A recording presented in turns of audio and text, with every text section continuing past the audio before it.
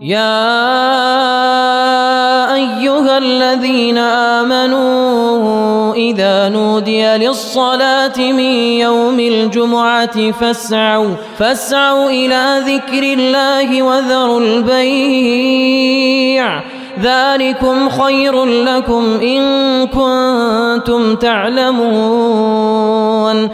الحمد لله رب العالمين، والصلاة والسلام على سيدنا وحبيبنا محمد وعلى آله وأصحابه أجمعين. ئیمانداران و خواناسانی زۆر بەڕێز، لە وتاری ڕابردوودا لە زنجیرە باسێکدا باسی ئافرەتی خەمهێن یان خەمڕەوێتمان کرد. گەیشتینە سەر باسی پیاوانی بەڕێز. پیاویش دەورێکی کاریگەری هەیە بۆ ئەوەی خەمهێن بێ بۆ ژنەکەی یان خەمڕەوێنی خەم و خەفەتەکانی بێ. دنیا شتی زۆر جوانی تێدایە. دنیا ئەگەر بێدینەکان و زاڵم و خوانەناسەکان، دڵخراپەکان، منافق و دوڕوەکان لێگەڕێن، خوای پەروەردگار دنیای بەخۆشی دروست کردووە. نابێت دنیا ناڕەحەتی بێ. زۆر خەڵکی مسلمان وا تێدەگا مسلمان نابێت خۆشی لە دنیادا ببینێ بە پێچەوانەوە. پێغەمبەری ئێمە صلی الله عليه وسلم فەرموویەتی الدنيا متاع وخير متاع الدنيا المرأة الصالحة. لە صحیح مسلمە فەرموودەکە هاتووە. فەرمووی دنیا جوانە، دنیا ئەبێ خۆشی بێ. خوا دنیای وایە دروست کردووە کە ئینسان بە خۆشی تێیدا بژی. باشترین شتێک کە ئینسان پێی دڵخۆش بێ لە دنیادا ژنی باشە بۆ پیاو. ئینسان بە هیچ شتێک لە دنیادا خەمەکانی ناڕەونەوە، بە هیچ شتێکیش لە دنیادا خەمبار نابێ بە ئەندازەی دووشت. هاوسەر و ژنی خراپ، منداڵی خراپ لە هەموو شتێ زیاتر خەم دەخاتە دڵی ئینسانەوە، دڵی پیاوەوە. هەروەها هیچ شتێکیش بەقەدەر ژنی باش و سالیحە و خواناس و بەڕێز و بە حورمەت و منداڵی گوێڕایەڵ و سالار و سەنگین و بەڕێز و خاوەن زانست و قەدر و حورمەت دڵی پیاو و دڵی باوک خۆش ناکە. بۆیە خوای گەورە لە قورئانی پیرۆزە لە سوورەتی ئەلفورقان ئایەتی 74دا لە باسی سیفاتی عیباد الرەحمانە دەفەرمێ یەکێک لە سیفاتی خواناسانی ڕاستەقینە، بەندەکانی خوای میهرەبان ئەوەیە والذين يقولون ربنا هب لنا من أزواجنا وذرياتنا قرة أعين واجعلنا للمتقين إماما. بەندەی ساڵح و خواناس ئەبێ هەمیشە بپاڕێتەوە. مسلمانی بەڕێز بیکە بە عادەتە لە دوای هەموو نوێژێک لە کاتی هەموو پاڕانەوەیەکتدا با یەکێک لە دوعاکانت ئەم ئاەتە قورئانیە بێ، بڵێ ربنا هب لنا من أزواجنا وذرياتنا قرة أعين واجعلنا للمتقين إماما. بە زمانی شیرینی کوردی خۆمان یعنی یا ربی خوای پەروەردگار، ئەی خوای باڵادەست، یا ئەڵڵا داوان لێ دەکەم پێم ببەخشە، دووشتم پێ ببەخشە، ژنێکی چاک و خواناس و دیندار و بەڕێز، منداڵێکی ساڵح و بەڕێز کە بەهۆی ئەو ژن و منداڵەوە قڕەت و ئەعیون بێ، یعنی ڕۆشنی چاو و ئارامی دڵ، یعنی ئاسوودەیی و حەسانەوە، گەشبوونەوەی دڵ و دەروون و ناخ. خوایە گیان ئاسوودەم کەی، خوایە بەختەوەرم کەی، خوایە چاوم ڕۆشن کەی، دڵم ئیسراحەت پێ بکەی، خەمم بڕەوێنیەوە، خەمەکانم لابەری بەوەی دووشتم پێ ببەخشە. خوایە هەب لەنا یعنی ئەعطینا. خوایە من ئەوەندە پیاوێکی چاک نیم، ئەوەندە بەڕێز نیم، ئەوەندە تەقوادار نیم، بەڵام چاوەڕێی لوتفی تۆم، ئەگە منی شایان نیم تۆ پێم ببەخشە، ژنێکی چاکم پێ ببەخشە، منداڵێکی چاکم پێ ببەخشە. بەڕاستی بەڕێزان ئەگەر ئەم دوانت هەبوو وەجعلنا للمتقین ئیماما دێتە پێشەوە. خوا بشمان کەی بە پێشەوای تەقواداران، بمکە بە قودوە، ببمە کەسێکی ئەوەندە بەڕێز خەڵک چاوم لێ بکا بۆ چاکە لە هەموو مەیدانەکانی چاکەکاریدا. بەڕاستی ئەگە ئینسان لە ماڵەوە ژنێکی چاکی هەبێ و منداڵی گوێڕایەڵ و ساڵحی هەبێ، وەڵڵی خەڵک چاور لێ دەکا، دایمە لە پێشەوەی، دایمە ئیمامی. بەڵام ئەگەر خوانەکە دە ئینسان ژنی خراپی هەبێ، منداڵەکانی لاسار بن، نەگبەت بن، خراپ بن، بەڵا بن، هەر چەندی بۆ خۆت بەڕێزبی هەردەیتە خوارەوە، هەر نابی بە ئیمام دەبی بە مەئموم، هەر ئەتەوێ خۆت بشاریتەوە عیبەکانت داپۆشی. بەڕاستی ئینسان تەنها بەم دۆشتانە ئارام دەگرێت. دنیا فەرموویشتی جوانی زۆر تێدایە، بەڵام تۆ ڕەفیقی چاکت هەیە سعاتێ بەیەکەوەی قسەی خۆش دەکەی دڵت ئاسوودە دەبێ پێی، دواتر بەجێی دێڵی خۆ 24 سعات لەگەڵ تا نییە. ئەوەی کە هەمیشە لەگەڵ تایە ژنەکەی خۆتە و منداڵەکانی خۆتە. جا ژن و منداڵ یان خەمهێنە بۆ ئینسان بۆ پیاو یان بەڕاستی خەمڕەوێنە. دوعا بکەی بڵێ خوایە گیان ژن و منداڵەکانم خەمڕەوێنم بن، خوایە تووشی خەمم نەکەن، تووشی بەڵام نەکەن، تووشی سەرشۆڕی و نەهامەتیم نەکەن. پەیاممان هەیە بۆ پیاوانی بەڕێز بۆ ئەوەی کەوا خەمڕەوێنی ژنەکەت بی، چونکە ژن و پیاو دەبێ بزانێ بەڕاستی خەمهێنان بۆ یەکتر ئاسانە. ئەگە بیەوێ خەمهێن بی ئاسانە، سێشتی تێدەچێت: ڕوویەکی گرش، زمانێکی زبر،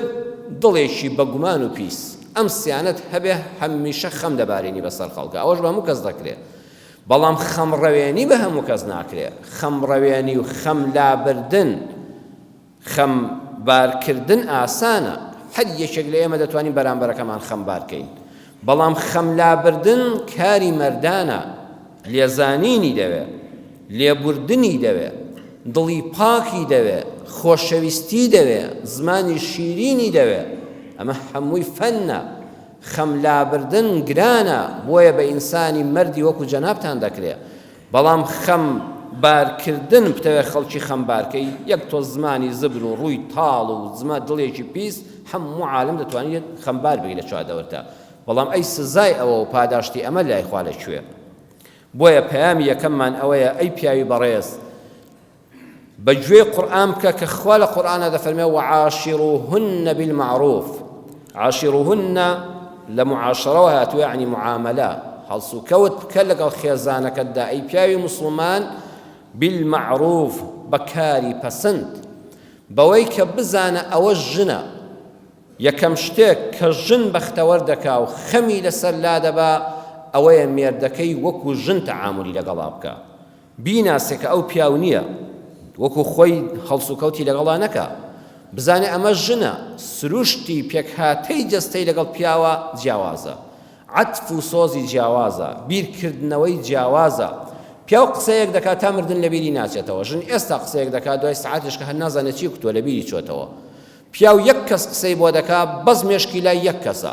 ژن وانیە، گوێ لە تەلەڤیزۆن دەگرێ، گوێ لە منداڵەکەی دەگرێ، گوێ لە درامایەک گرتووە، تەلەفۆنێک دەکات لەولاوە، پیاوەکەی قسەی لەگەڵ دەکات، مێشکی هەمووان وەردەگرێ، ئاگای لە هەمووانە، بەس پیاوانیە. پیاو تەنها خەیاڵی لای یەک کەس دەبێت. ئەم هەموو جیاوازیانە لە ناو پیاو و ژندا هەن. بۆیە پێغەمبەری خوا صلی الله علیه وسلم ئامۆژگاری پیاوانی بەڕێزی کردووە: ئەگەر دەتەوێت ژنەکەت خەمبار نەکەی، وەکو ژن ڕەفتاری لەگەڵا بکە، هەوڵ مەدە وەکو خۆتی لێ بکەی، چونکە وەکو تۆ لێ نایە. لە فەرمودەیەکە کە ئیمامی بوخاری مسلم ڕیوایەتیان کردووە لە صەحیحەینا دەفەرمێ: المرأة كالضلع، ژن وەکو پەراسوو وایە. پەراسوو ڕێک و ڕاستە کە بە قەزای سنگەوەیان نایان لاری هەیە، لاری هەیە بەبێ گومان. ئین ئەقەمتەها کەسەرتەها، ئەگەر کەسێ بێ پەراسووی ڕاستی لە دنیادا دەرکەوێت، دەیەوە ڕاستی کاتەوە، کە ڕاستت کردەوە پەراسوەکە دەشکێ. وإن استمتعت بها استمتعت بها وفيها عوج، ئەگەر بتەوێت سوودی لێ ببینی، لەزەتی لێ بکەی، ژیانن لەگەڵ یا خۆش بێ، لێی گەڕێ با ژن ئەو لاریەی خۆی بمێنێتەوە. جا ئەمە زەممی ژن نییە. یەکێ بڵێ پێغەمبەری خوا صلی الله علیه وسلم فەرموویەتی ژنان لار و لەوێرن، نابە پێچەوانەوە. نمونەی واقعی بۆ باس کردوین. پەراسوو گرنگەیان نا، بێگومان گرنگترین ئەندامەکانی جەستەیە. پەراسوو ئەگەر نەبێ، جگەرت، سپڵت، سیەکانت هەمووی لە مەترسیدان. وایە کە پەراسوویەک دەشکێ دەبێت زوو خەمی بخۆی، قەفەزەی سنگت دەکەوێتە مەترسیەوە بە هەموو ئەندامە گرنگەکانی جەستت کە تێایەتی. بەڵام پەراسوو کەی جوانە، پەراسوو کەی دڵ و جگەرت دەپارێزێ کاتێک کەلاری هەبێ. پەنا بەخوادەوەرە قەفەزەی سنگی کەسێ هەڵ جێڕەوانە و پەراسوەکانی ڕێک بن، هەموو شانمان ئاوا دەرەچێ. ئەم جسمە جوانەی ئینسان کە تۆی بەڕێز پێێتەوەیە، هی ئەوەیە پەراسوەکان لارن، هەم جوانی بەجەستت بەخشیوە، هەم دڵ و جگەر و سیەکانت دەپارێزێ. ژنیش ئەوایە خوا وای دروست کردووە، ئەو لاریە یعنی عەتف و سۆزی جیاواز لە پیاوان دەفەرمێ ئەی پیاو لێی گەڕێ با بە ژنانە بژی هەوڵ مەدە وەکو خۆت بێ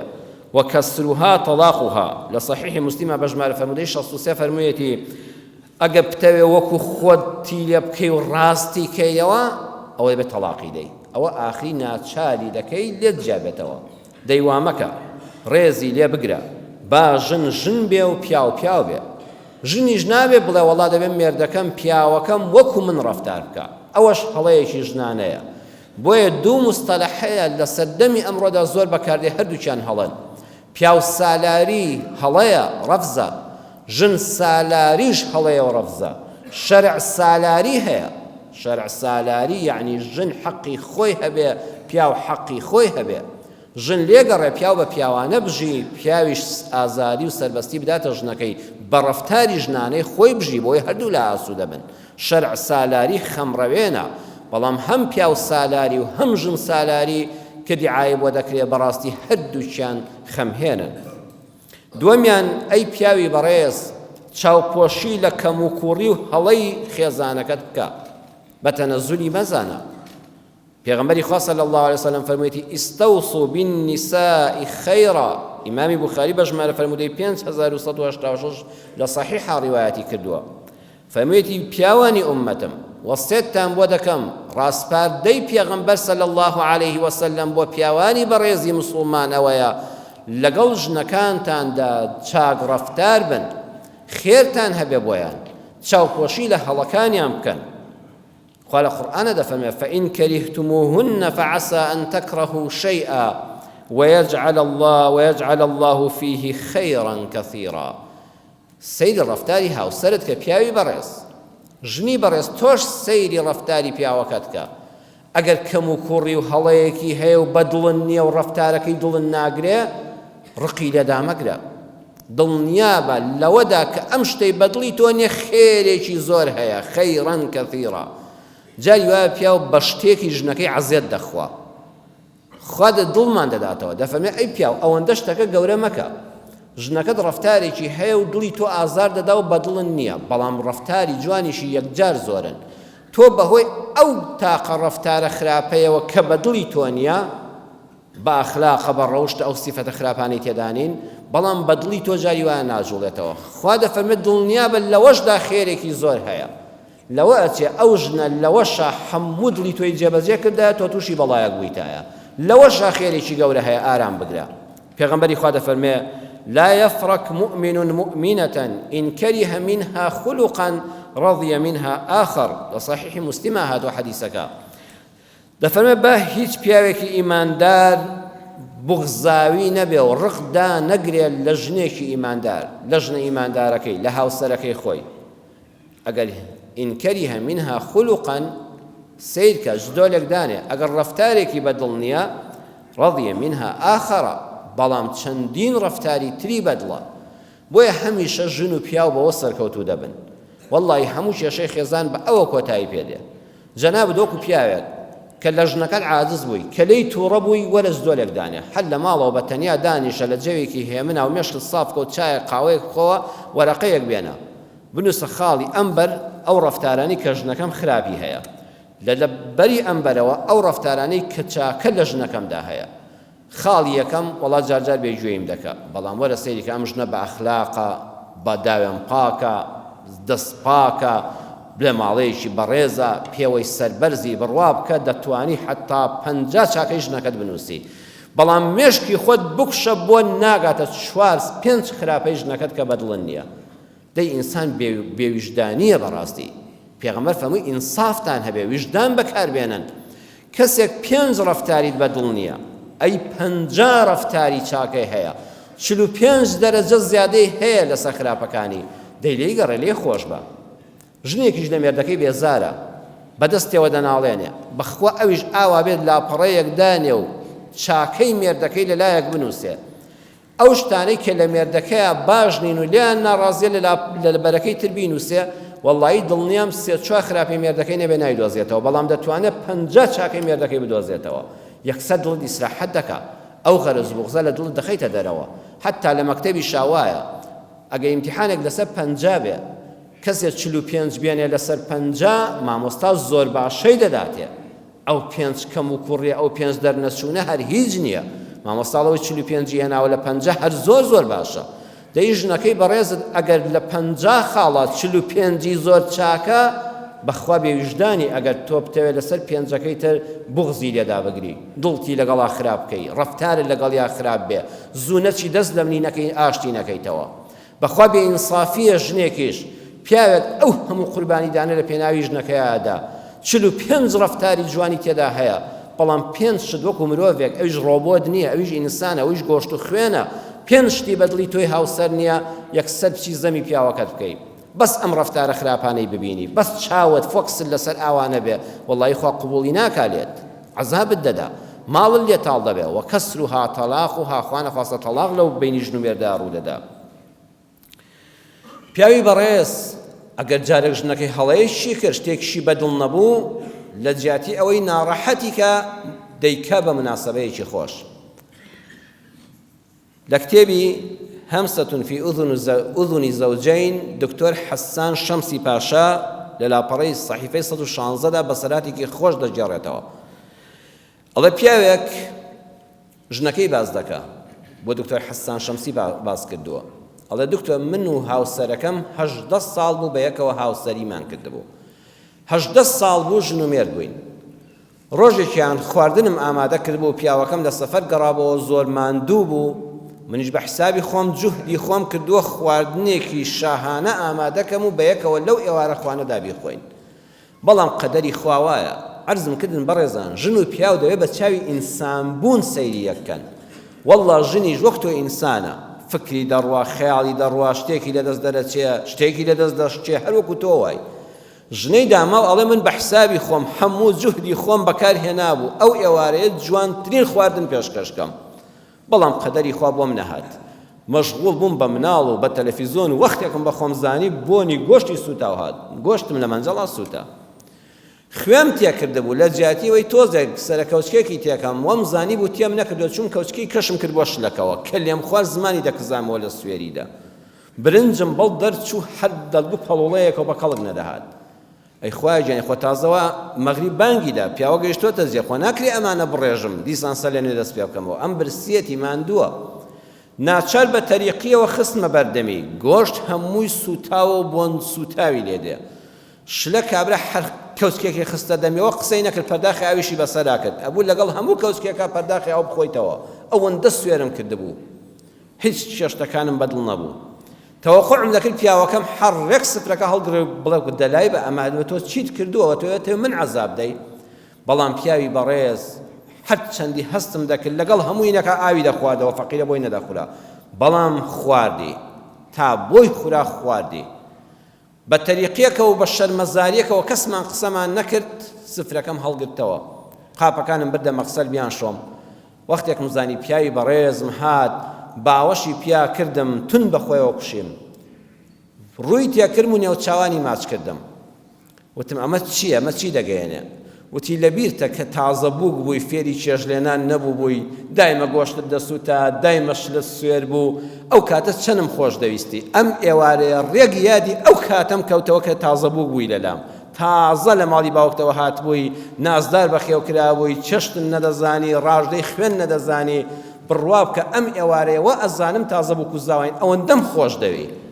ئەڵێ هەر شەرمەزارتری کردم پیاوە نەبۆڵاندی نە هیچی کرد ئەو مناسبەتە ناڕەحەتەی گەڕاندەوە بۆ 18 ساڵ لەمەوە بەرکە من و ئەو تازە بوو کوزاوا بووین وتی ڕێک وەکو ئەو کاتە دێتە بەرچاوم بەڕاستی ئەم ئێوارەیە لەزەتم لەو خوارد نەکرد چونکە تەمەنی منت 18 ساڵ جێڕایەوە بەرەو پێشەوە تۆ خۆت بە تازە بوو نیشاندا سەیری کە بەڕێزان دەشکرا لەسەر ئەمە بکرێ بە هەرایەک لەو ماڵەدا و تۆ دوای 18 ساڵ فێری خواردن نابی تازە فێری ئەوە دەبی نەزانی چەند خوێ بکەیتە شلەوە نەزانی گۆشت دەسووتێ ئەی نابێ ئاگال لە خۆت بێ بەخوا ئەم پیاوە دەیتوانی هەرایەک لەو ماڵەدا بنێتەوە یان وایە یان نا دەیتوانی بگەێنێتە حەدی تەلاق خوا نەخواستە بەڵام بەم شێوازە ڕەفتارە شیرینە ئەم ڕووداوەی کرد بە مناسبەی عید زەواجێک بۆ خۆیان 18 ساڵ تەمەن گەڕایەوە پێشەوە و بووک و زاوایەتی لەو شەوە دەستی پێکردەوە دەکرێت پیاو لێبوو دەبێت بەڕاستی ژن کە ئەمە لە پیاو دەبینێ هەرچی خەمێکی هەبێ هەرچی ماندووبوونی هەبێ دەڕەوێتەوە کارێکی ئاسانیشە بەخوا ئینسان تۆزێ لێزان بێ هەموو بە ئێمە دەکرێت ئەو سیفەتانەی کەوا ژن حەز ناکە لە پیاوەکەیدا هەبێ ئەبێ پیاوانی بەڕێز بزانن هەر پیاوێک ئەم سیفەتانەی تێدا بێ ژنەکەی ناڕەحەت دەبێ ژنەکەی خەمبار دەبێ کە تۆ ئەوت خەمبار کرد دڵنیا بە ئەویش ناچار دەبێت تۆ خەمبارکە بۆیە ئەگەر پیاوێک ئەم سیفەتانی تێدا نەبێ بە قازانجی خۆیەتی پێش ئەوەی بە قازانجی هاوسەرەکەی بێ خاڵی یەکەم ژن ڕقی لە پیاوێکە کە بەخیل بێ کە چروک بێ کە ڕەزیل بێ هەیەتی پارەشی زۆرە شتی زۆر بەدەستەوەیە بۆ ماڵ و منداڵی بەکاری نایەنێ هەر دەڵێ بۆ داهاتوو هەر دەڵێ بۆ ڕۆژی ڕەش هەر ئەڵێ بۆ تەنگانە هەموو ڕۆژێک لای ئەو تەنگانەیە دەست بڵاوی خراپە بۆ پیاوی دەست بڵاو ژنی دەست بڵاو ئەبێت تەنبێ بکرێن ئەبێت شەرع حجریان بخاتە سەر بۆی شتێکیان بۆ ڕۆژی تەنگانە هەبێ بەڵام نەک تۆ هەر هیچ نەخۆی بەخیل ئەوەیە زۆری هەیە بەڵام دەستی تێ ناچێت بەڕاستی سیفەتی بەخیلی و چروکی و ڕەزیلی ئینسان ناشرین دەکات علامە ابن قدامەی مەقدیسی لە کتێبی مختصر و منهاج القاصدین لە لاپەڕەی 205 دەفەرمێ أن السخاء والبخل درجات سخي تبيعتي بخيلي وتشروشي ورشدي بلا بلايا فأرفع درجات السخاء الإيثار برستريم بلاي بخشندي إيثارا برزان إيثار أويا شتێک خۆت حەزت لێیەتی خۆت پێویستیت پێیەتی کەسێک لەو کاتەدا دێ داوای لێ دەکات کە تۆ زۆر محتاجی پێی ئەوەندە ئەو ئینسانە دڵ و دەرونی فراوانە لە کاتێکا خۆی پێویستی پێیەتی دەیبەخشێ ئەو فەزلی فڵان کەس دەدا کە لەم وەختەیە پێویستی بەم کارە هەیە و ئەو لە من زەرورترە قەیناکە با بۆ ئەو بێ خەڵک هەبووە لە سەرمەرگا خەریب وە شەهید دەبێت لە سەحابەی پێغەمبەر صلی الله علیه وسلم داوای ئاوی کردووە سەحابەکەی تر لە کاتی سەرمەرگا بۆ لەولاوە ناڵاندوویەتی و داوا ئاوی کردووە فەرموویەتی مەیدەن بە من کە من داوای ئاوم کرد بیدەن بە فڵان کەسی هاوڕێم بیدەن بە فڵان کەسی ڕەفیقم ئەو پەڕی سەخاوەتە ئەو ئیثارە دەفەرمێ وأشد درجات البخل أن يبخل الإنسان على نفسه مع الحاجة إليه فكم من بخيل يمسك المال ويمرض فلا يتداوى ويشتهي الشهوة فيمنعه منها البخل تفهم نظم برسترين درجة الرشدي وتشروكيش أويا إنسان ضلينا بارب وخوشي صرفك نقوى خلق ابن قدامەی مەقدیسی دەفەرمێ ئینسانی وامان بینیوە نەخۆش بووە زۆر نەخۆش بووە بەس بۆ ئەوەی پارەی عیادە و دکتۆر و دەرمان نەدا خۆی فەوتاندووە نەچۆوە لای دکتۆر بەس لەبۆی پارەکەی نەڕوە ئەو پەڕی حەزی لە خواردنێک بووە گیرفان و ماڵی پڕ بە لە پوارە نەفسی خۆی پێشێر کردووە دڵی نهاتەوە خواردنە بخوا بەس بۆی پارەکانی کەم نەبێتەوە ئەوە لە هەموو بەخیلێک خراپترە جاخوا لە قورئانە دەفەرمێ لينفق ذو سعة من سعته ومن قدر عليه رزقه فلينفق مما آتاه الله لا يكلف الله نفسا إلا ما آتاها سيجعل الله بعد عسر يسرا أو كسي زوري هيا باب قدر دولة من ديكي خزمتي جنو من دالي بكا أقنيت وكم دستي بقدر أون دي خوابي بخشيوي تشاول دولة من مكة خود قرزدار مكة چاو لە دراوسێ دەوڵەمەندەکەت و برا دەوڵەمەندەکەت مەکە بەقەدەر خۆت بەقەدەر بەڕێی خۆت پێڕاکێشەوە بەڵام لە قەدەر ئەوەندەی هەتە درێخی لە ژن و منداڵت مەکە خوا ئەوەندە داوا لێ دەکا کە پێی بەخشیوی ئەمە ئامۆژگاریە بۆ ژنان ئەوەندە داوا لە مێردەکەت بکە کە هەیەتی بەراوردی مەکە بە پیاوی دەوڵەمەند پیاوی دەوڵەمەند تۆش کە هەتە خۆت مەشوبهێنە بە فەقیرێک وەکو ئەو ماڵ و منداڵت بژیە خوا دەفەرمێ هەر کەسێک بە قەناعەت بێ دەوڵەمەند بوو بەخشی زۆری بەخشی هەژار بوو قەناعەتی کرد و هێشتا ڕەزیلی لەگەڵ ماڵ و منداڵی دانەکرد سيجعل الله بعد عسر يسرا با دڵنیا بێت دوای ئەم خەمە دوای ئەم هەژاریە دوای ئەم دەستکورتیە خوا دەرگایان لێ دەکاتەوە ڕۆژێ دەوڵەمەندیان دەکات ڕۆژێ زۆریان پێدەبەخشێ ڕۆژێ لەو دەستەنگە بە ئیزنی خوا ڕزگاریان دەبێت پیاوی بەڕێز کاتێک کە خزمەتی ماڵ و منداڵەکەی دەکات ئەبێ بزانێ هەمووی پاداشتە لای خوا دینار أنفقته في سبيل الله حضرتی رسول الله صلى الله عليه وسلم دەفەرمێ ئەگەر 40,000 پێ بوو 10,000 بەخشی لە جیهادی في سبيل الله دا خستە ماڵی خواوە خستە مەدرسەیەکی شەرعیەوە لە پێناوی بەرزبوونەوەی ئاینی ئیسلام و بڵاوبوونەوەی ئیسلامدا 10,000 بەخشی ودينار أنفقته في رقبة كسي كويليا کەسێک قەرزار هاتوۆتە سەری و خەریکە کەرامەتی دەشکێنێ تۆش لە پێناوی خوادا پارەی بۆ کۆکرایەوە 10,000 بۆیش بەخشی لە کۆیلەتی و قەرزاری ڕزگارت کرد ودینار تصدقت به على مسكين کەسێک هەژارێکی بە ئابڕووە خەریکە ماڵ و مناڵی دەمرێ لە برسانە و سوال ناکات تۆ و چەند برادەرێکت چاو لێ تۆش 10,000 پێ بەخشی ئەوە 30,000 ڕۆی ودینار أنفقته على أهلك 10,000 چوارەم بۆ ماڵ و منداڵەکەت داد بە عەلاگەیەک برنج گۆشت مریشک بە پێویستیەکانی ڕۆژانە 10,000 تۆ ماڵ و منداڵەکەت بۆ ژن و منداڵەکەت سەرف کرد أعظمها أجرا الذي أنفقته على أهلك لهمویان پاداشتی زیاتر لهمویان خێری زیاتر بۆ قیامەتت ئەو 10,000 کە بۆ ماڵ و منداڵەکەت سەرف کردووە بۆیە بەڕێزم حەز ڕۆژە چوویتە بازاڕ و شتت کڕی بۆ ماڵ و منداڵەکەت و هێناتەوە وا نەزانی ئەوە ڕۆیشتۆ بڵێ واجبی سەرشانمە هەمووی حساب کە لە قیامەتا بە سەدەقە و خێر بۆ نووسراوە هەمووی بە سەدەقە و خێر بۆ نووسراوە سپاس بۆ خوای گەورە دەستی ژنەکەشت مەگرە لە خێر و خێرات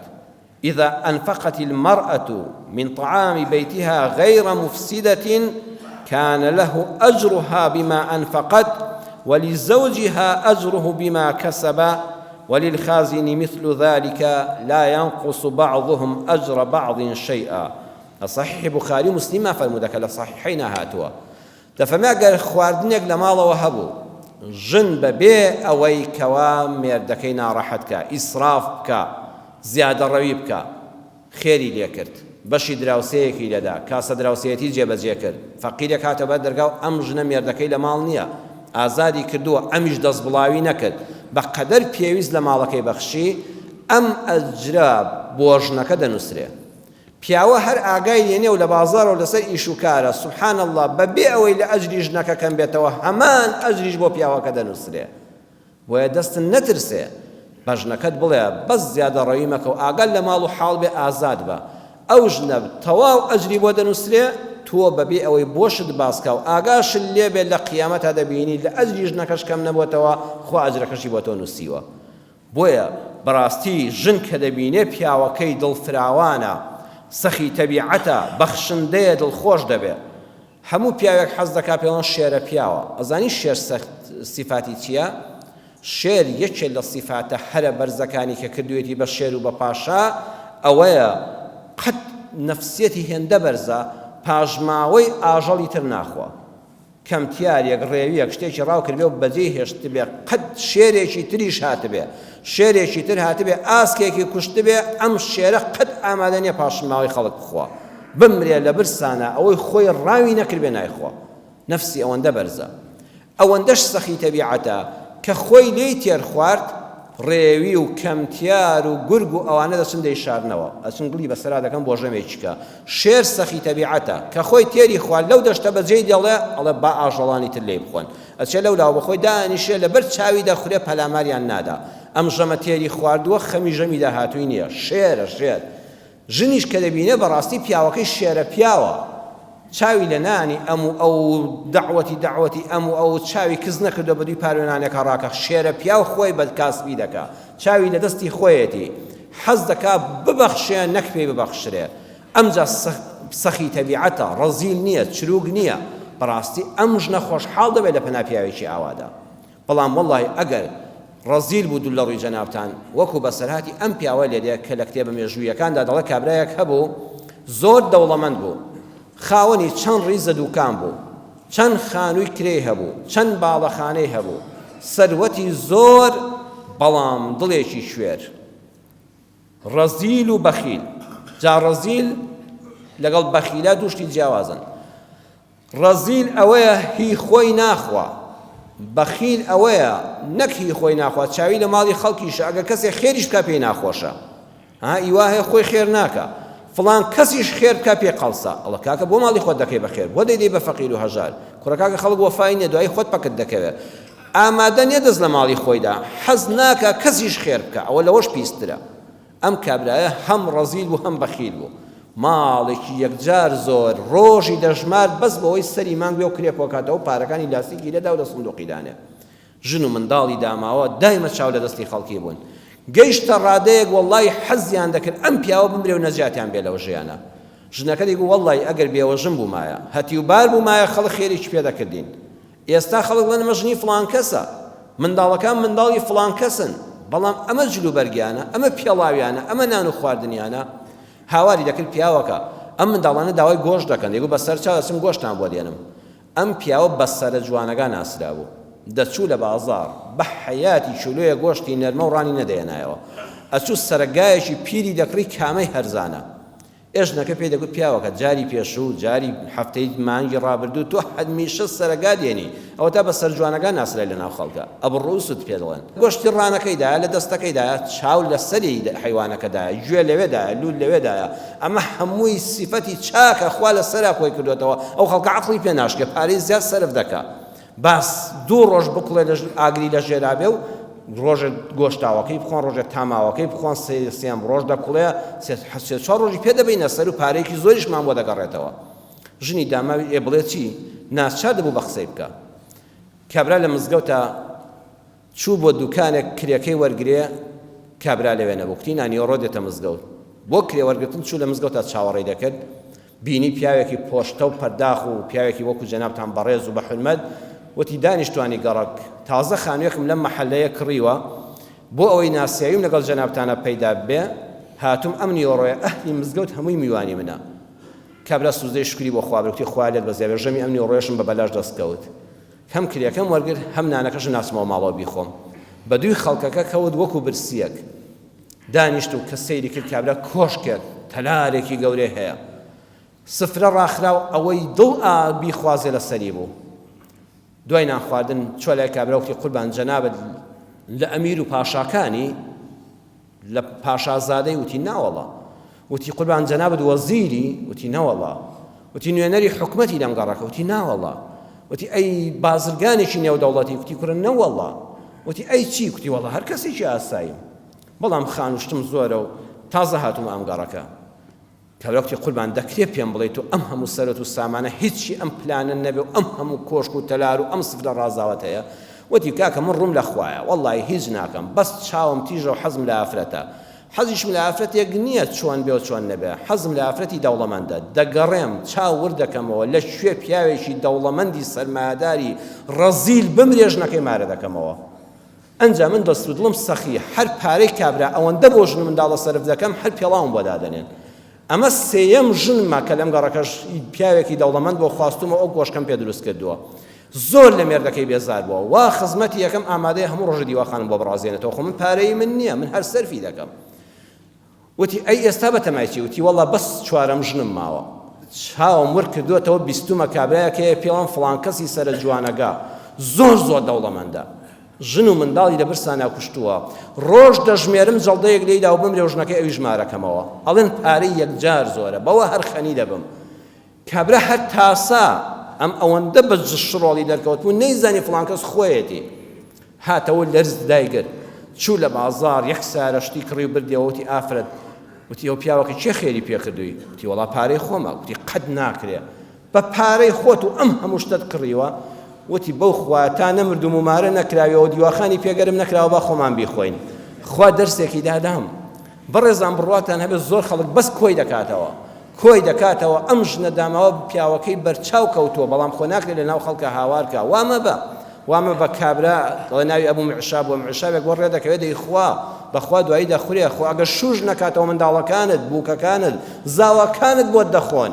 ئەوان سفرەی پێ ڕازاوە دەکەن. جا حیفنی ئەو ماڵی کەلی دەخۆی و بەرەکەتدار دەبێت تۆ بە دەستی خۆت قرچۆشیکەی بیپوچێنیەوە. خەڵک کە لە کۆتاییدا باسیکەین ئەوەیە بەڕاستی ژن بۆ مێردەکەی نزیکترین کەسە. با بچینە خزمەت پێغەمبەر صلی الله عليه وسلم. حەزرەتی رسول الله صلی الله عليه وسلم خوای گەورە بە بێگومان لە سەرمەرگە ئیختیاری ئەوەی دایە حەز دەکەی هەتایە بژی یان حەز دەکەی بیتەوە لای خوای پەروەردگار و تەمەنت کۆتایی پێ هاتووە، فەرمووی بەلی ڕەفیق الأعلا، وەڵڵاهی خوایە حەز دەکەم بێمەوە حزوری تۆ، گەیشتن بە لیقای تۆم پێ لە هەموو شتێک خۆشترە. تەنها سەحابە عەرزیان کرد خۆزگە ئەی پێغەمبەری خوا هەمیشە بژیای تایە لە ناوماندا، فەرمووی لای خوا خۆشترە. خوا اختیاری دابوویە بە چ شێوەیەک حەز دەکا بمرێ با لەو حاڵەتەیە بمرێ. پێغەمبەری خوا دەیتوانی داوا بکە دەستنوێژ بگرێ و لە سوزدەیە لە مزگەوتی مەدینەدا یان گەورەتر لەو بچێتە مەککە و لە مەسجید الحەرامە سوزدە بەرێ بۆ خوا و لە سوزدەیە ڕوحی دەرچێت. خوا ئەم اختیاری دابوویە، بەڵام بزان پێغەمبەری خوا چۆن لە ژیانی هاوسەری حاڵی بوو. پێغەمبەری خوا ئەوەی هەڵبژارد لەسەر هەردوو سنگ و مەمکی خاتو عایشەی خێزانی بوو کە سەری بەلارە هات و ئاخر نەفەسی ژیانیدا. خاتو عایشە دەفەرمێت ئەو پێغەمبەری خوا صلی الله علیه وسلم ئاخر هەناسەی ژیانی ئەو کاتە بوو کە سەری لەسەر سنگم بوو، کە سەری قرس بوو سەیرم کرد گیانی دەرچووە و ڕوحی مبارەکی تەسلیم کردووە. بەڕێزان ئەمە دەرسێکی یەکجار گەورەی تێدایە.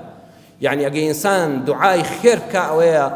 لە بینی دووشتا بڵێ خوا لە سوزدەیە ڕوحم دەرچێت کە گەورەترین پلەیە کە لە قیامەتە زیندوو دەبیتەوە لە سوزدەیە. سبحان الله، ئەو کەسانی لە مزگەوتا دەمرن، بە دەستنوێژەوە دەمرن، لە سوزدەیە دەمرن کە قیامەت نەفخی سوور لێ دەدا و ئیسرافیل نەفخی سوور لێ دەدا و زیندوو دەبیەوە تۆ دەستنوێژت هەیە و لە سوزدەیە بووی. بەڵام لەوە گەورەتر ئەوەیە دوعا بکەی بڵێ یا ڕەبی خوا لەسەر سنگی خێزانەکەم ڕوحم دەرچێت، چونکە پێغەمبەری خوا ئەو دوعای کرد. پێغەمبەری خوا لە سوزدەیە نەمرد، پێغەمبەری خوا لەسەر سنگی خاتو عایشەی هاوسەری وەفاتی کرد. ئەو دەرسە گەورەی دا بە ئومەتەکەی هەر ژن و پیاوێک ئەوەندە یەکتریان خۆش بوێ لە کاتی سەرە مەرگا لەسەر سنگی یەکتر ڕوحیان دەرچێ نیشانەوەی عاقبەتیان بەخێرە،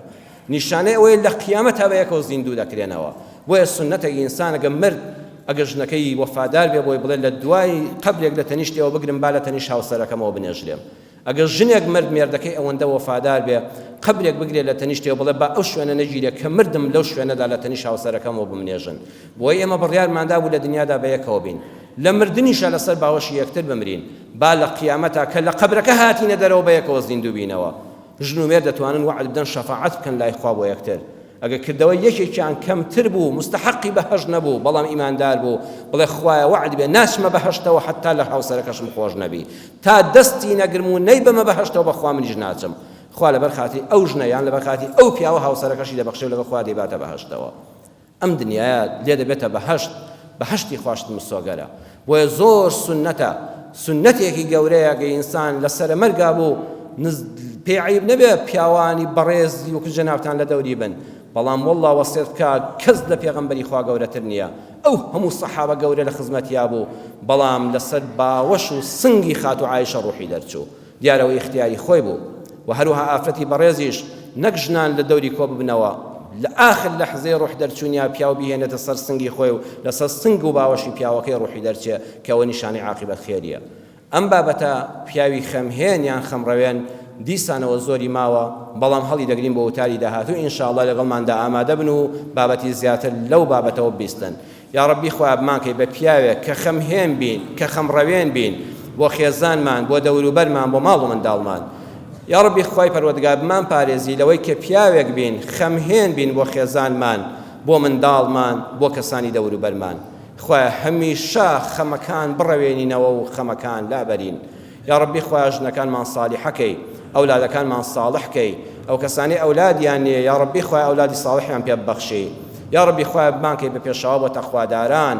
سەربەرزی دنیا و قیامەتمانکەی. یا ڕەبی خوای لە ڕۆژی قیامەتە لە چاوپێکەوتنی خۆت بێ بەشمان نەکەی، بەر شەفاعەتی پێغەمبەری ئازیزمانکەی صلی الله علیه وسلم. یا ڕەبی خوای لە قیامەتە لەگەڵ خێزان و منداڵەکانماندا لەگەڵ خۆشەویست و ئازیزانماندا هەموو بە جەماعەت بچینە بەهەشتەوە. یا ڕەبی خوای پەروەردگار ئەوانەی نەخۆشن شیفای بەخێریان بۆ بنێری. یا ڕەبی خوای هەموو ئەو بەڕێزانەی کە هاتوونە ئەم مزگەوتە و داوای دوعای خێریان کردووە، هەموو ئەو بەڕێزانەی کە دەنگمان دەبیستن کە ڕەنگمان دەبینن لە وتاری جومعەدا، یا ڕەبی خوای شیفای نەخۆشی هەموو ئیمانداران بنێری. یا ڕەبی خوای شیفای هەموو نەخۆشەکانمان بدەی. ئەوەی دڵتەنگە خوای خەم و پەژارە لەسەر دڵ و دەرونی لابەری، هەر ماڵێک خەمی تێدایە خوای خەمەکانی لەسەر هەڵگری و خەمڕەوێنێکیان بەنسیب بکەی کە خەمیان لەسەر بڕەوێنێتەوە، کە خەمەکانیان لەسەر لابەرێ و دڵخۆشی باڵبکێشێ بەسەر ماڵەکاندا. هەر ژن و مێردێک ناکۆکن خوای ئیسلاحی حاڵیان بکەی. یا ڕەبی خوای ئەم کوردستانەشمان پارێزراوکەی. یا ڕەبی خوای کوردستانمان پارێزراوکەی، میلەتی کوردمان پارێزراوکەی. خوای ڕەحم بە هەموو جیهان و میلەتانی جیهانیش بکەی، ئاشتی لە هەموو شوێنێک بەرقەرار بێ. کوردستانی ئێمە و هەموو جیهان خوای لە شەڕ و ئاژاوە بەدوورکەی، عاقبەتی هەموو لایەکمان بەخێر بژێڕی. آمین آمین والحمد لله رب العالمين. يا أيها الذين آمنوا إذا نودي للصلاة من يوم الجمعة فاسعوا إلى ذكر الله وذروا البيع ذلكم خير لكم إن كنتم تعلمون